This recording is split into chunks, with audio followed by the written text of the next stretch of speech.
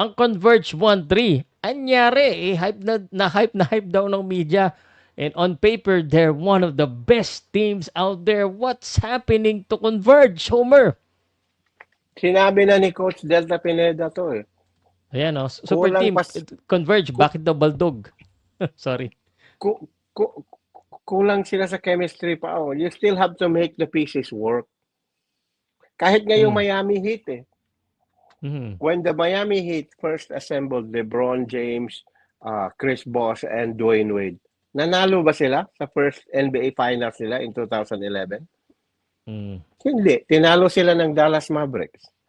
Dallas Mavericks was a team with Dirk Nowitzki, Jason Kidd, and Sean Marion, a team that had played together for years, had Mm. suffered through some growing pains. Ang Miami, kararating lang ni LeBron, si Chris Bosh galing Toronto, si Dwayne Wade, si LeBron galing Cleveland. So, they didn't have the chemistry. Let me Same rebut. thing sa... Pero Yes. ito, yung Miami, yes, they did not win a champion, but they're not a losing team. Kumbaga, the record still is okay. Pero ito, 1-3. Yes, and you also have still 9 games to go. Di Mhm. ba? So, it's not yet final. Ngayon lang nakikita natin ang growing pains nga.